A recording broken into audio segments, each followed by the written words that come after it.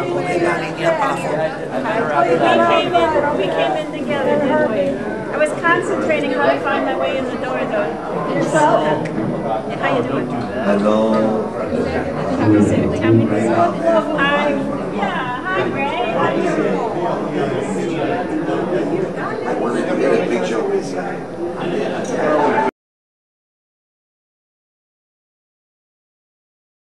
I'm waving.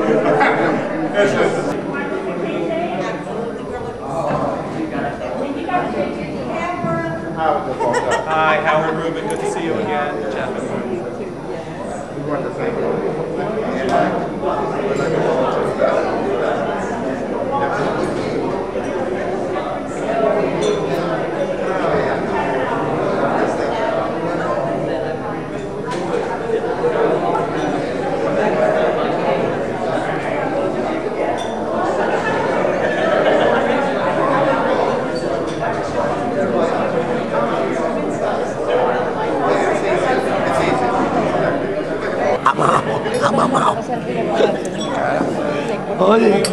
Oye,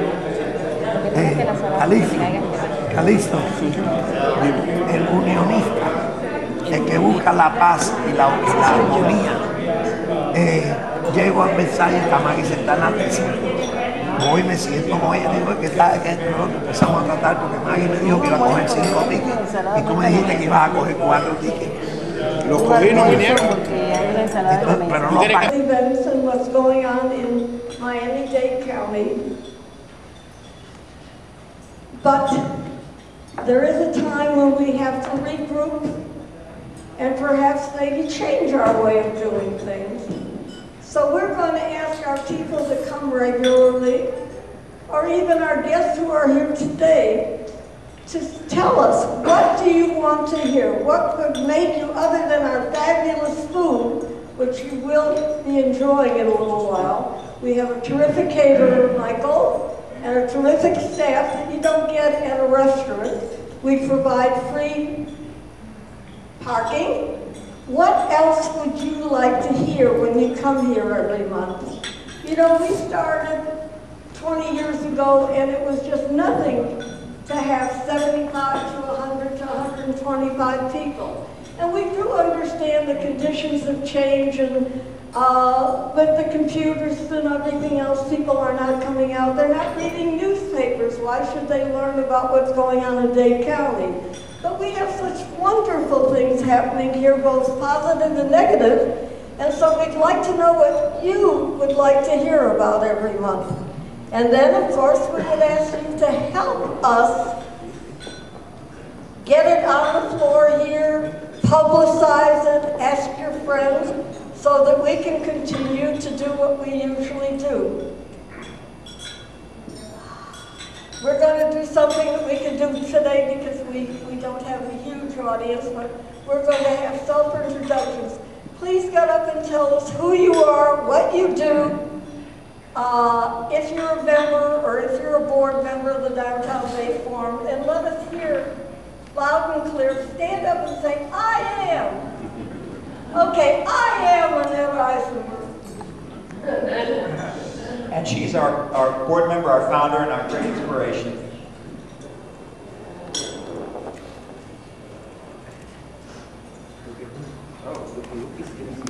Good afternoon, everyone. Hello. I'm Tony Crack Sr., board member, also a professional management consultant these days with CFDI Solutions.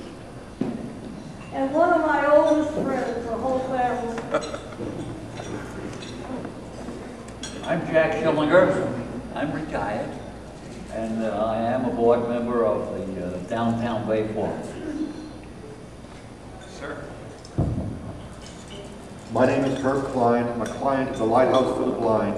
I came with Virginia Jacko today and Cameron as guests, and I'm a friend of Annette Eisenberg. I'm very happy to be here.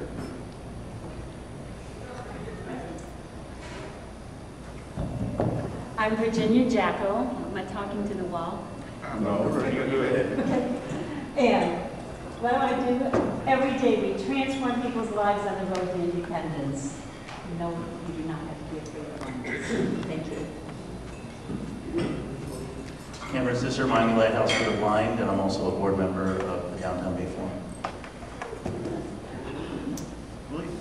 I'm sorry. I was in the Witness Protection Program. So I'll say my name is Ken Lipner. I'm a member of the board and I'm an economist. And you've blown my cover. I'm Charlie Price. I'm retired military. I'm a guest and friend of the public. My name is Rick Morrow. I'm an Army chaplain colonel and now a chaplain at the new West Kendall Baptist Hospital. And I'm here as a guest of Mr. Lee.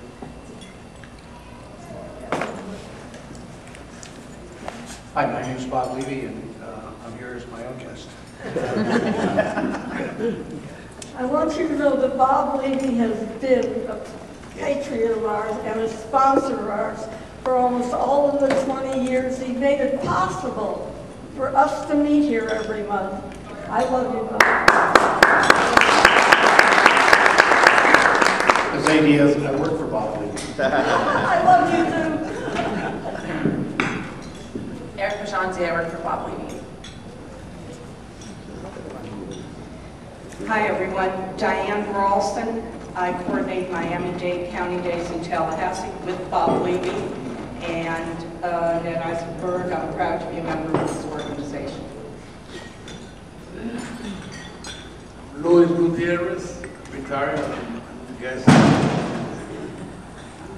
Zoraida Drodman from the District Office of Senator Gwen Margol.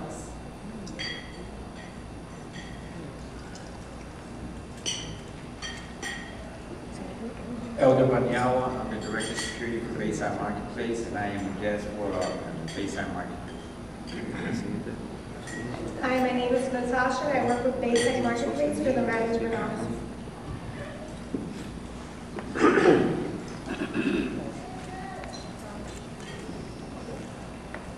Good afternoon. My name is Reynaldo Valdez. I'm a member of the board of the Downtown Bay Forum, and I'm also a member of the Lions for the Blind.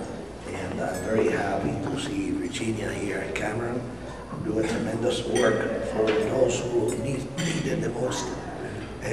Also, I just want to mention that on Friday, which is Cultural Fridays on Calle Ocho, the Calle Ocho and Latin Quarter Chamber of Commerce is going to have an open house. And we're going to have some of the members of the Lions for the Blind there and so on, and see if we can raise some funds for their organization and what we do. Thank you. Good afternoon, I'm Maggie Mengelder, and I'm a member of the Lighthouse for the Blind as well, president of the Lions International. I'm a director for one of the non-profit organizations, non-political, Cuban American Patriots and Friends. Thank you. Hello, my name is Calixto Garcia, and I'm here because I wanted to meet Mr. Levy. No, I'm here because Reynaldo invited me. Thank you.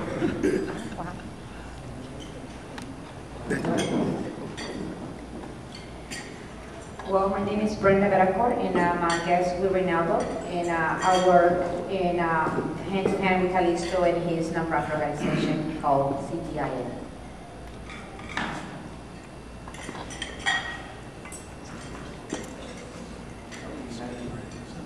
Hi, I'm Santiago Leon. I'm a member of the board of the Downtown Bay Forum. I'm the founding chair of the Economic Justice Committee at Coral Gables Congregational Church, sponsoring the Economic Justice Breakfast and currently studying George Lakoff's moral politics. In my professional life, I'm an insurance broker, currently focusing on the new opportunities for self-funded health plans in South Florida. Good afternoon, my name is Howard Rubin. I'm the Chief Financial Officer at Chapman Partnership. Hi, I'm Trev Flowers with Chapman Partnership. Hi, my name is Al Brown. I'm the Deputy Director of the Chapman Partnership. Hi, my name is Patty Villa. I'm the Marketing Director for Chapman Partnership. Tell them what kind of award you just got. What award did the partnership just get? the Sharp Award, switchboard, the switchboard, I'm sorry, we have so See? many words, okay. The The switchboard. one from the net, Yes. come on. That was, you were at the lunch, I wasn't there. But I was, and they The were. switchboard of Miami. The switchboard of Miami Award. We were voted one of the best nonprofits in Miami-Dade.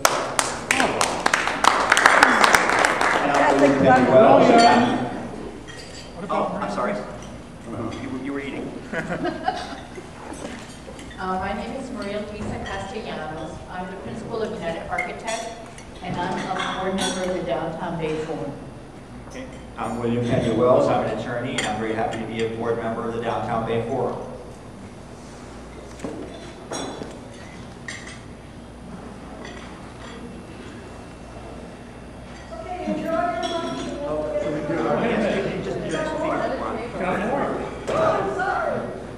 Thank you, Annette. Sean Foreman, I'm a board member of the Downtown Bay Forum and associate professor of political science at Barry University. And you can tell the elections are over because there's not a single judge in this room today. My name is Manuel. I'm retired from the Miami-Dade County, and actually I'm the president of the American Music Critics Veteran Association. Volunteers with just over twice. I'm Jose Azel. I'm supposed to be a retired businessman, but I am a scholar at the Institute for Cuban and Cuban American Studies at the University of Miami. My focus is on Cuba's future and what strategies might be used to reconstruct that impoverished island. My name is Jesus Mendez, and I'm a colleague of Sean at Barry University. I teach history. Been in Miami for 52 years. I'm going to be one of your speakers. And I'm very happy to have had the invitation to come and talk with you. My name is Tony Esquivel. I am a major in marketing from the University of Miami, and I run the Cuban Patriotic Council to someday liberate our country.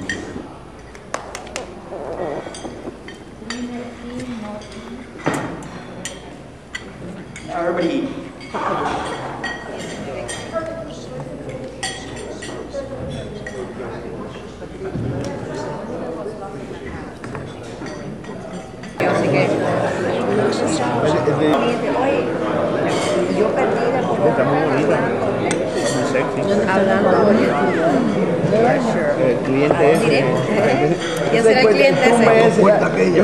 United States in Miami in 1962, right? As you know, 50 years ago, U.S. U-2 spy planes going over Cuba found evidence of ballistic missiles that were transported from the Soviet Union to Cuba, 42 medium-range ballistic missiles, 24 intermediate-range missiles ultimately were discovered, a range of about 2,000 miles. They could have hit and done tremendous damage throughout the East Coast United States, if not almost all points in the continental United States. And that set off what's known as the Cuban Missile Crisis 50 years ago, the last month. And so this is what brought the idea for today's panel. Right, Ray? To help get us two of our panelists. So what I'm going to do is just ask each of them to reflect a little bit on where they were. Some of them were very young. I mean, I was born in '69, so I wasn't here yet. But sort of what the mood was, what the mindset was in Miami at the time of the crisis. And then we can get into some more specifics about how it impacted politics between the U.S. and Cuba, between specifically Miami, Cubans, and Cubans still on the island. So I'm going to start with my colleague, Jesus Mendez, who's a professor of history, to shape it with a historical perspective in about 5 minutes or so, and then we'll move down the line.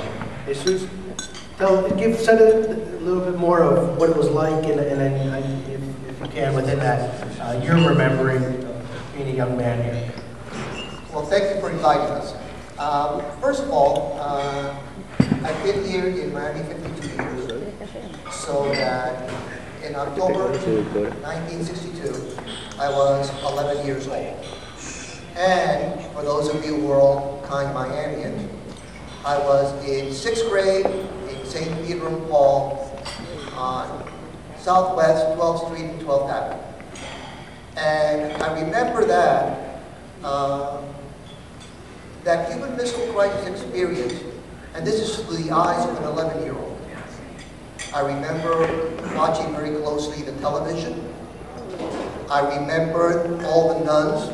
There were still a lot of nuns around. You know, there's disappearing, but there were a lot of nuns still around. Sisters of St. Joseph and St. Peter Paul. And I remember that we had the drill, and the drill was that, I don't know if you're familiar with St. Peter Paul School, it's an old-timey brick building, to leave the classrooms and to go into the inner hallway area where we had to crouch down and, of course, to cover our heads.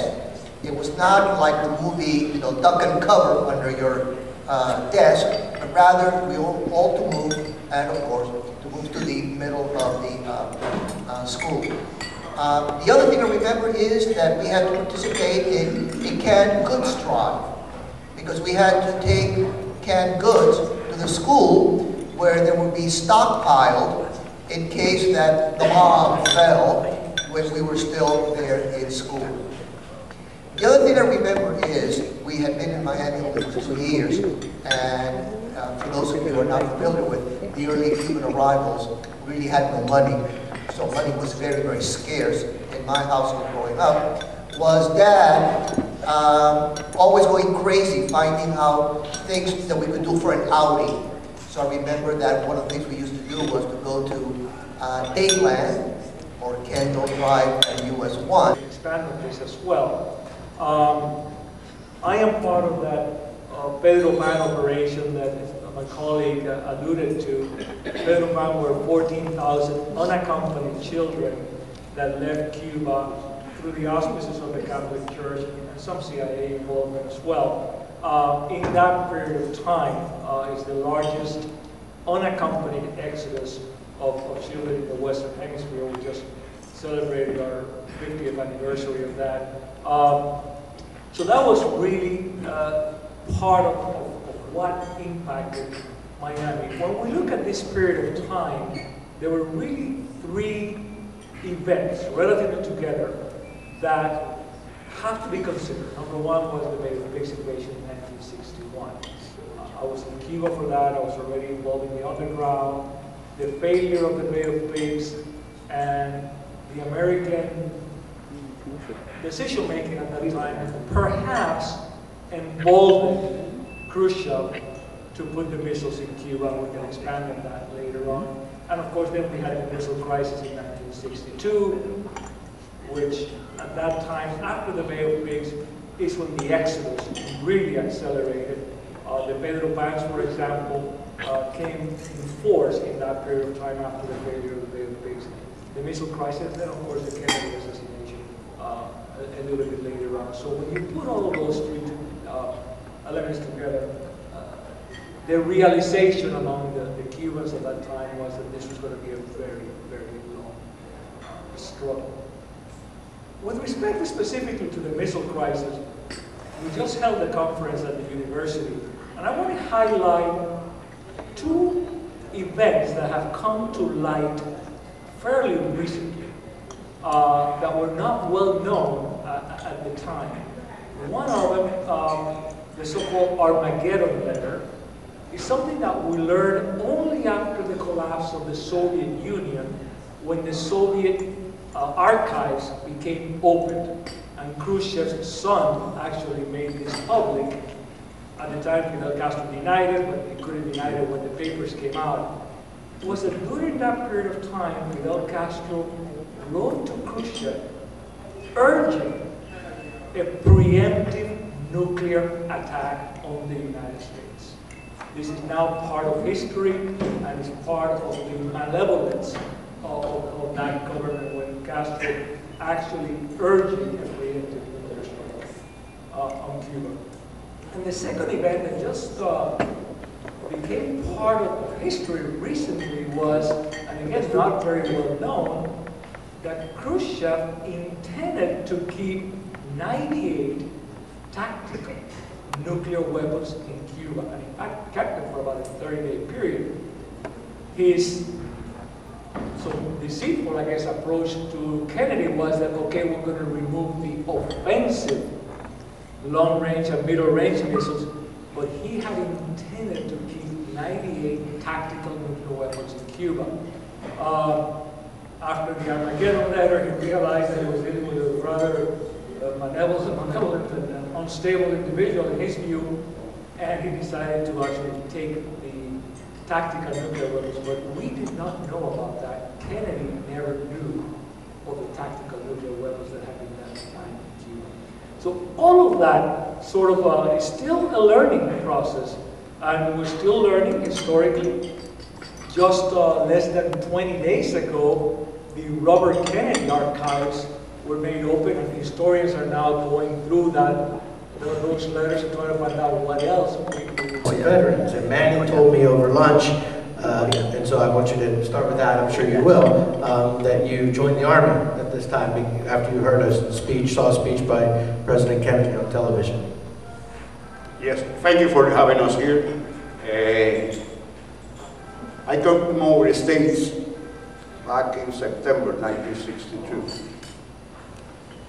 After a month of being here, it happened on the missile crisis.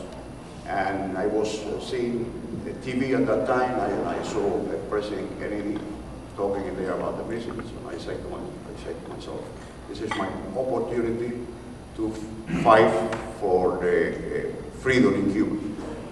And myself, like many others, we went and registered volunteer into the Army, thinking that we were going to be there. We thought that for a long time. We were transferred to Fort Knox, Kentucky. We got the training in there. And after 3 or 4 months, we went back to Fort Jackson, South Carolina. And we knew that we were going to be possibly using Operation Mongoose. We were the military part of the operation in case it would happen. It never happened. I got here my certificate from the Defense Department sending me my involvement in the Operation Mongoose. I remember being here. Oh, let me tell you something about, because going back to Cuba, I was part of the 26th of July from the beginning, I can say, a lot before Castro disembarked. I was arrested the first time on 25 July 1956 by the Bureau de Investigaciones because of being a rebellious. But at that time we thought that we want to liberate Cuba. Okay.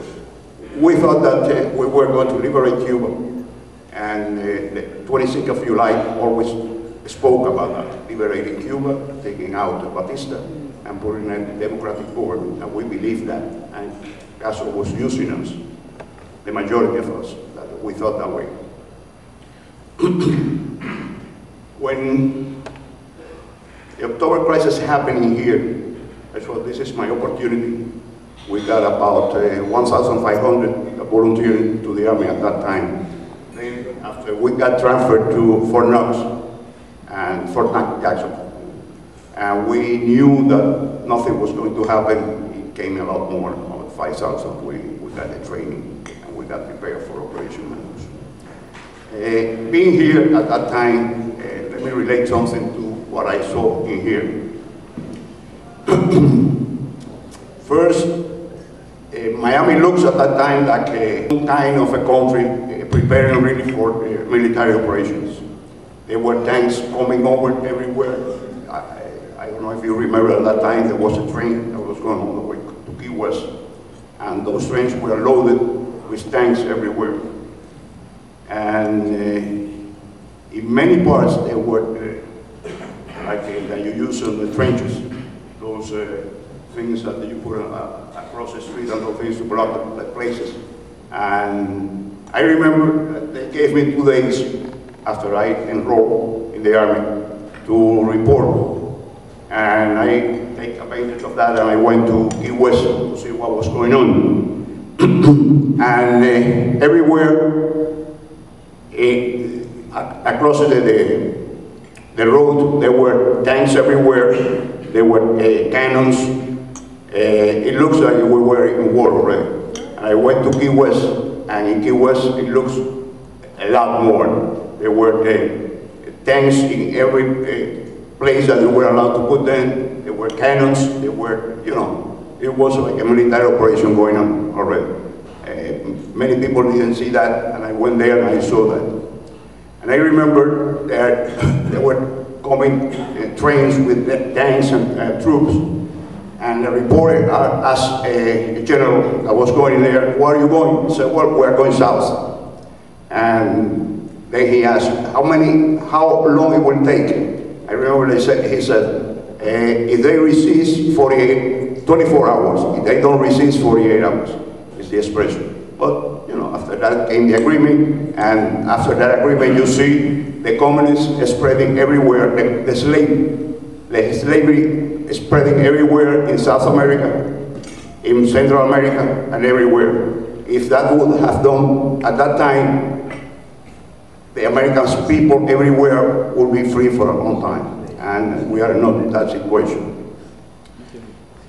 I expect that things will change in the near future, because if not, I don't think a real good atmosphere for democracy and freedom in this world. The Junta Patriotica Cubana. Tony, can you tell us what that is? And also, I know you have some vivid memories of that period of time. Well, when this thing was happening, I was working in overseas transportation, which actually was the only freight company that could go to Boca Chica Naval Station. But we also handled cargo for Homestead Air Force Base. And I was second in operations, and I noticed that we were getting more trailers from Eastman Kodak Company of Rochester, New York, and that's where the film was coming up. The film that was used by the U-2s. Miami was a complete nerve wreck when this thing started. You have to remember, as some of the parents here mentioned, that we had the Peter Pan people, so their families in Cuba were going berserk. These kids that were our first pilgrims, political pilgrims. It's not like the religious pilgrims that the United States had. And also, we were very much worried about the people that were in jail of the Brigade 2506. When the brigade was going to Cuba, and I want to mention this in order to come back, the circulars that was called in the Isle of Pines, they put explosives at the bottom in case that we would have succeeded. Castro and his regime was going to explode all of those 4 circulars, and all our prisoners would have died. Well, the same thing was going to happen if this thing happened with a war. The brigade was in another place where they were going to shoot all of them down. Now, if I mention the brigade is because I have to go back to Dwight David, Ike Eisenhower. If Dwight David, Ike Eisenhower would have pushed what they started as it was the invasion, and he would have done it, nothing of this would have happened, in my opinion. Here's the man that commanded the invasion of Normandy, and the man that commanded the first thing that were done in order for Europe to be free. He certainly, being a military man, 5-star general, he would have never lost a simple war game, as I call it, or invasion to the island of Cuba of 1,500 people. So then they passed it to a civilian man that didn't know anything about this, John Fitzgerald Kennedy. And the rest is history. And we were very close to Armageddon. We were very close because the Cubans that were here, we wanted that war because nobody knew what nuclear weapons were. And the Cubans that were in Cuba wanted to be free. Well, we have to remember that a man that took his shoe off at the United Nations, Nikita Khrushchev, actually, and I don't want to go into details, he took his shoe and hit it like that, but actually here is the man that saved the world at that time. And he's certainly my enemy, and the ones that came afterwards. Why? Because Castro wanted to shoot the nuclear weapons. It is true, what we heard before, that there were 98. He wanted to be kept in Cuba. And it was Mikoyan, Anastas Mikoyan, that was sent by Nikita Khrushchev to Cuba. Okay? And he spent 3 weeks. While he was in Cuba, Deputy Prime Minister Mikoyan, his wife died, but he had to stay in Cuba because conversations with the Castro regime lasted 3 weeks. And the main thing, above all, is that there was something that the United States was not going to make invasions again, although the Mongoose operation was going to be another invasion. There's no question about it.